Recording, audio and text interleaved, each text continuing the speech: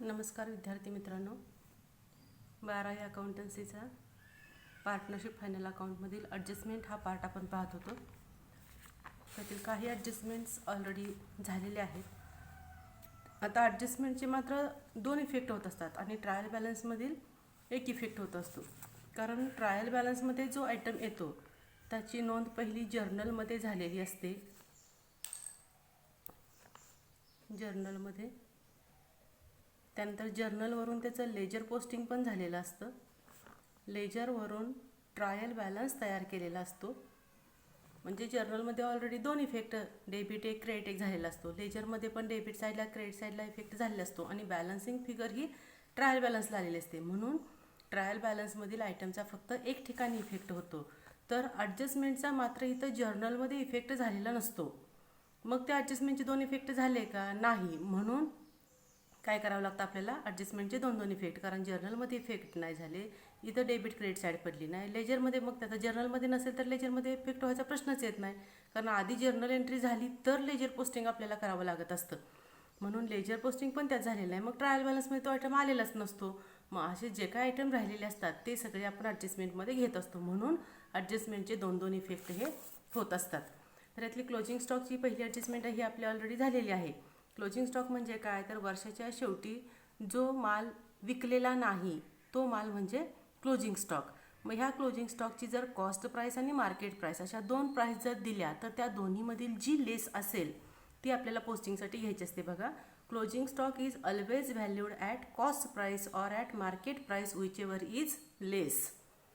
दोन्हीमध्ये जी कमी असेल ती आपल्याला पोस्टिंगला विचारात घ्यायची असते. मग आता त्याचा इफेक्ट कुठं? मग आता एक डेबिटला इफेक्ट होत असतो आणि एक क्रेडिटला. कारण ॲडजस्टमेंटचे इफेक्ट झालेले नसतात. म्हणून एक इफेक्ट डेबिट साईडवर इफेक्ट किंवा डेबिट आयटमवरती इफेक्ट करत असतो आणि एक क्रेडिटवरती इफेक्ट करत असतो. मग एक इफेक्ट कुठं घ्यायचा आहे आपल्याला? तर ट्रेडिंग अकाउंटच्या क्रेडिट साईडला क्लोजिंग स्टॉक म्हणून घ्यायचा आहे आणि बॅलन्स शीटच्या असेटला हा दुसरा. आता इथं बॅलन्स शीटच्या असेटला डेबिट का म्हणले? कारण सगळ्या असेटचे डेबिट बॅलन्सेस असतात म्हणून डेबिट प्लेसिंग म्हटलेलं आहे. मग असेटला काय लिहायचं? स्टॉक इन ट्रेड म्हटलं तरी चालतं किंवा क्लोजिंग स्टॉक म्हटलं तरीही त्या ठिकाणी चालू शकतं. त्यानंतर दुसरी ॲडजस्टमेंट इथे दिलेली आहे, अनरेकॉर्डेड परचेसेस. आता याचा अर्थ काय बघा, माल खरेदी केला पण त्याची नोंद परचेसमध्ये झाली नाही. आता इथं काय म्हटलं बघा, goods purchased on credit on the last day of the year. वर्षाच्या शेवटच्या दिवशी गुड्स खरेदी केल्या बट इट इज लेफ्ट अनरेकॉर्डेड. पण त्या नोंदवायच्या राहून गेल्या. This goods have ever included in closing stock. आणि त्या गुड्सचा समावेश हा क्लोजिंग स्टॉकमध्ये पण झालेला आहे. बघा, शेवटच्या दिवशी म्हणजे 31 मार्चला गुड्स खरेदी केल्या आणि खरेदी केल्या म्हणजे परचेसमध्ये ॲड झाल्या पाहिजे होत्या पण त्या नोंदवल्या नाहीत. आता ह्या गुड्स खरेदी करताना कशा असतात? ह्या ऑन क्रेडिट असतात. हे नेहमी लक्षात ठेवायचं. जेव्हाही आपल्याला ॲडजस्टमेंट असते अनरेकॉर्डेड परचेसेसची तेव्हा ते ऑन क्रेडिटच परचेसेस असतात. मग आता परचेस केलं म्हटल्यावर परचेसमध्ये ॲड व्हायला पाहिजे होतं पण त्याचा इफेक्ट झालेला नाही. आणि आपण जेव्हा उधारीवरती गुड्स खरेदी करतो तेव्हा त्या पार्टीला आपण पैसे देणं लागत असतो. म्हणजे ते आपले क्रेडिटर्स होत असतात. मग ते क्रेडिटर्स पण तेवढ्यानं वाढायला पाहिजे होते पण तिथं पण इफेक्ट झालेला नाही. पण क्लोजिंग स्टॉकमध्ये इफेक्ट त्याचा झालेला आहे. म्हणजे स्टॉक तेवढ्यानं वाढलेला आहे. माल खरेदी केला, शेवटच्या दिवशी विकलेला नाही. मग तो आहे असं आपल्याकडे शिल्लक राहणार आहे म्हणून तो स्टॉकमध्ये त्याचा नोंद झालेली आहे असा त्याचा अर्थ आहे. मग आता परचेसेसमध्ये पहिल्यांदा काय करायला लागेल? आपल्याला ॲड करायला लागेल. मग परचेसेस कुठं असतात? तर ट्रेडिंग अकाउंटच्या डेबिट साईडला. म्हणून काय म्हणलं आहे? Add to purchases on debit side of trading account. तिथं काय लिहायचं? ॲड अनरेकॉर्डेड परचेसेस असं ॲड करायचं. हे डेबिट प्लेसिंग झालं. आता क्रेडिट प्लेसिंग काय होणार? तर त्या पार्टीला आपण तेवढे पैसे देणं लागत असतो. ती पार्टी म्हणजे ती आपली काय बनते? तर सन्ड्री क्रेडिटर्स होते. मग तेवढं सन्ड्री क्रेडिटर्स आपले वाढणार म्हणून सन्ड्री क्रेडिटर्समध्ये काय करायचं? ॲड करायचं. मग हे क्रेडिटर्स कुठं असतात? तर लायबिलिटी साईडला. मग लायबिलिटी साईड कशात असते? बॅलन्स शीटमध्ये. Before providing discount reserve. जे डिस्काउंटची जर ॲडजस्टमेंट असेल तर तो डिस्काउंट देण्या अगोदर आपल्याला अनरेकॉर्डेड परचेसेसची ॲडजस्टमेंट आहे ती सॉल्व्ह करायची असते. त्यानंतर अनरेकॉर्डेड सेल्स म्हणजे वस्तूंची विक्री झालेली आहे पण त्याची नोंद झालेली नाही. Goods sold on credit left unrecorded. उधारीवर माल विकला पण त्याची नोंद करायची राहिलेली आहे. आता माल जेव्हा आपण उधारीवर विकतो तेव्हा आपल्याकडून वस्तू गेलेल्या असतात, म्हणजे आपले सेल्स तेवढे वाढलेले असतात. म्हणजे काय झालं पाहिजे, सेल्समध्ये ॲड झालं पाहिजे. बघा इथं ॲड इन सेल्स. मग सेल्स आपण कुठं नोंदवतो, ट्रेडिंग अकाउंटच्या क्रेडिट साईडला सेल्समध्ये ॲड करायला लागतात, ॲड अनरेकॉर्डेड सेल्स म्हणून. आता जेव्हा उधारीवर माल विकला तेव्हा त्या पार्टीकडून, ज्या पार्टीला आपण माल विकला त्या पार्टीकडून आपल्याला पैसे मिळणार असतात, येणं असतं. मग त्या व्यक्ती आपल्या काय होतात, तर डेटर्स बनतात. मग डेटर्स तेवढ्यानं वाढले पाहिजेत. मग डेटर्स म्हणजे येणं म्हणजे आपली असेट साईड, म्हणजे डेटर्स वाढवायचे म्हणून डेटर्समध्ये काय करायचं, ॲड करायचं. आता इथं डेबिट साईड म्हटले कारण मग मी सांगितलं असेट साईडचे सगळे डेबिट बॅलन्सेस असतात, म्हणून डेबिट प्लेसिंग काय म्हटलंय, add to debtors on asset side. डेटर्समध्ये ॲड करायचं. काय लिहायचं तिथं, add unrecorded sales before RDD and discount reserve. RDDची ॲडजस्टमेंट असेल, बॅड डेट्स असेल, RDD असेल किंवा डिस्काउंट असेल, ह्या ॲडजस्टमेंट सॉल्व्ह करण्याच्या अगोदर ही अनरेकॉर्डेड सेल्सची ॲडजस्टमेंट आपल्याला त्या ठिकाणी सॉल्व्ह करायची आहे. म्हणजे अनरेकॉर्डेड सेल्सचे बघा इफेक्ट, ट्रेडिंग अकाउंटच्या क्रेडिटला सेल्समध्ये ॲड करायचं आणि अनरेकॉर्डेड सेल्स असतील तर असेट साईडला डेटर्समध्ये ॲड करायचे. त्यानंतर अनरेकॉर्डेड परचेस रिटर्न. आता हे आपल्याला सिलेबसला नाही पण ज्यादा ॲडिशनल इथे घेतलेली आहे. अनरेकॉर्डेड परचेस रिटर्न म्हणजे माल परत केला पण त्याची नोंद झालेली नाही. खरेदी केलेला माल परत केला. आता माल परत केला म्हणजे परचेस काय होणार, कमी होणार. म्हणजेच परचेसमधून काय करावं लागतील, आपल्याला लेस करायला लागतात. तर हे परचेस रिटर्न आपल्याला मेजॉरिटी ट्रायल बॅलन्समध्येच दिलेले असतात, ॲडजस्टमेंटमध्ये दिले जात नाही. त्यामुळे ट्रायल बॅलन्सच्या पद्धतीनं दोन इफेक्ट करायला जायचं नाही. जर ॲडजस्टमेंटमध्ये असेल तरच याचे दोन इफेक्ट होतात आणि जर हा आयटम ट्रायल बॅलन्समध्ये परचेस रिटर्न असेल तर फक्त एकच इफेक्ट परचेसेसमधून लेस करायचा. मग आता इथं ॲडजस्टमेंटमध्ये आहे म्हणून काय म्हणतो आपण, परचेसमधून लेस झालं. मग आता परचेस रिटर्न म्हणजे हा ऑन क्रेडिट, मग ते आपल्याला तेवढं जे देणं होतं ते कमी झालं. देणं म्हणजे क्रेडिटर्स, म्हणजे क्रेडिटर्समधून काय करायला लागणार, लेस करावे लागणार. आणि हे पण कधी, डिस्काउंट रिझर्वच्या आधी ही पण ॲडजस्टमेंट आपल्याला सोडवायची आहे. जसं अनरेकॉर्डेड परचेस रिटर्न आहे तसे अनरेकॉर्डेड सेल्स रिटर्न आणि तो क्लोजिंग स्टॉकमध्ये इन्क्लूड झालेला आहे. तर आता काय म्हटलंय बघा, आता विक्री झाली पण विक्री झालेला माल रिटर्न आलेला आहे आणि त्याची नोंद राहिलेली आहे. मग आपला माल विकला का तेवढा, आपण आधी दाखवलेला असणार आहे की तेवढा माल विकला, पण आता काय झालं, तो माल परत आला म्हणजे आपली विक्री काय झाली, कमी झाली. म्हणून काय करायचं, सेल्समधून लेस करायचं. सेल्स कुठं असतात वरती सांगितलेलं आहे, ट्रेडिंग अकाउंटच्या क्रेडिट साईडला. आणि उधारीवर जेव्हा आपण माल विकतोय त्यावेळेला ते पैसे आपल्याला मिळणार असतात, येणं असतं म्हणजे डेटर्स. मग आता आपले डेटर्स कमी झाले म्हणून डेटर्समधून लेस करायचे. डेटर्स असतात कुठं, बॅलन्स शीटच्या असेटला. तिथं पण बॅड डेट्स, RDD, डिस्काउंट ह्याच्या आधी ही ॲडजस्टमेंट आपल्याला सॉल्व्ह करायची आहे. त्यानंतर अनइन्शुअर्ड गुड्स लॉस्ट बाय फायर. आता इथं इन्शुअर्ड म्हणजे विमा उतरवलेला माल आणि अनइन्शुअर्ड म्हणजे विमा न उतरवलेला माल. बघा, विमा उतरवलेला नाही असा माल आगीमध्ये जळाला तर विमा कंपनी आपल्याला काय पैसे देईल का, नुकसान भरपाई काय देईल का, तर काहीही नुकसान भरपाई विमा कंपनी आपल्याला देणार नाही. मग अशा वेळेला जेवढा माल आपला जळतो तेवढा सगळ्याच्या सगळा आपला लॉस होत असतो. लक्षात घ्या, मालाचा विमा जर उतरवला नाही तर जेवढा माल जळाला किंवा जेवढ्या मालाची चोरी झाली तर तेवढ्या मालाचा आपला सगळ्याच्या सगळा लॉस होत असतो.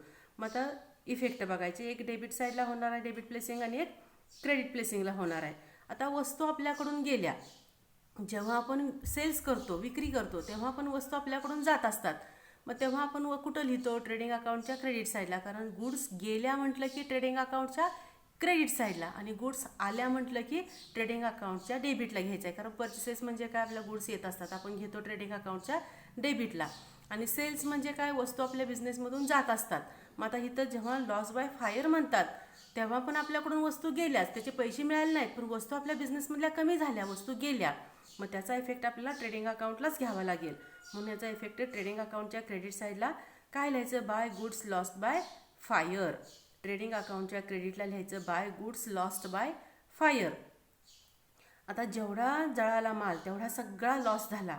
मग लॉस आपण कुठं लिहायचं असतो, तर प्रॉफिट लॉस अकाउंटच्या डेबिट साईडला. म्हणून दुसरा effect debited to profit and loss account to fire loss किंवा लॉस बाय फायर. बघा लक्षात येते का, एक इफेक्ट ट्रेडिंग अकाउंटच्या क्रेडिट साईडला लॉस बाय फायर आणि एक इफेक्ट प्रॉफिट लॉस अकाउंटच्या डेबिट साईडला टू लॉस बाय फायर. त्यानंतर goods lost by fire costing ₹5,000 but insurance company admitted a claim of ₹3,500 only. आता इथं विमा उतरवला आहे बघा. माल जळाला किती रुपयेचा? 5,000चा. आणि इन्शुरन्स कंपनी आपल्याला किती रुपये क्लेम देणार आहे? तर 3,500. आता विमा कंपनी क्लेम देणार आहे म्हणजे आपण त्या मालाचा विमा ऑलरेडी उतरवलेला आहे. Insured goods lost by fire आणि त्यातला पार्ट पेमेंट विमा कंपनी करते. सगळं 5,000चा माल जळाला म्हणून 5,000 रुपये विमा कंपनी देत नाही. माल जळाला 5,000चा आणि विमा कंपनी देणार आहे किती रुपये? 3,500 रुपये. या सिच्युएशनमध्ये ह्या ॲडजस्टमेंटचे 3 इफेक्ट होत असतात. मग आता जेवढा माल आपला जळतोय तेवढ्या वस्तू आपल्याकडून गेल्या. अर्थानुसार लक्षात ठेवा, जेवढा माल जळाला तेवढ्या वस्तू आपल्याकडून गेल्या. मग आता वस्तू गेल्या म्हटले की आपण कुठं लिहिणार? ट्रेडिंग अकाउंटच्या क्रेडिट साईडला. ट्रेडिंग अकाउंटच्या क्रेडिटला by goods lost by fire. किती रुपयाचा माल जळाला, किती रुपयाच्या वस्तू गेल्या? तर 5,000च्या. म्हणून फुल व्हॅल्यू जी आहे ती ट्रेडिंग अकाउंटच्या क्रेडिटला गुड्स लॉस्ट बाय फायर म्हणून 5,000 रुपये घ्यायची. आता राहिले 2 इफेक्ट. हा क्रेडिट साईडचा झाला. आता डेबिट प्लेसिंग म्हटलं तिथं आता लॉस किती झाला? तर 5,000 वजा 3,500 म्हणजे ॲक्च्युअल लॉस किती होतोय आपला? 1,500. मग लॉस कुठं लिहायचा आहे? प्रॉफिट लॉस अकाउंटच्या डेबिटला. Debited to profit and loss account. मग तिथं काय लिहायचं? फायर लॉस लिहा किंवा लॉस बाय फायर लिहा 1,500. हा दुसरा इफेक्ट झाला. आणि आता तिसरा इफेक्ट ह्या 3,500 रुपयाचा होणार. विमा कंपनी ॲडमिटेड अ क्लेम म्हटले म्हणजे विमा कंपनीकडून तेवढे पैसे आपल्याला मिळणार आहेत. तेवढं आपल्याला येणं आहे. लक्षात घ्या, मिळणार आहेत, येणं आहे. येणं म्हणजे आपली बॅलन्स शीटची असेट साईड. म्हणून तिसरा effect on asset side of balance sheet. तिथं इन्शुरन्स क्लेम म्हणून लिहायचं किंवा इन्शुरन्स क्लेम रिसिवेबल असाही वर्ड चालू शकतो. इन्शुरन्स क्लेम किती लिहायचं? 3,500. बघा पुन्हा एकदा ही ॲडजस्टमेंट. जेवढा माल जळतोय तेवढा सगळा आपल्याकडून जातो. म्हणून ट्रेडिंग अकाउंटच्या क्रेडिट साईडला लॉस्ट बाय फायर 5,000 रुपये घ्यायचे. ॲक्च्युअल लॉस किती होतोय? 1,500. तेवढा प्रॉफिट लॉस अकाउंटच्या डेबिट साईडला टू लॉस बाय फायर 1,500 रुपये घ्यायचं. आणि मग आपल्याला पैसे मिळणार असतात किती? विमा कंपनीकडून 3,500. तेवढं येणं आहे. म्हणून असेट साईडला. येणं म्हणजे आपली असेट साईड. बॅलन्स शीटच्या असेटला इन्शुरन्स क्लेम किती घ्यायचं? 3,500.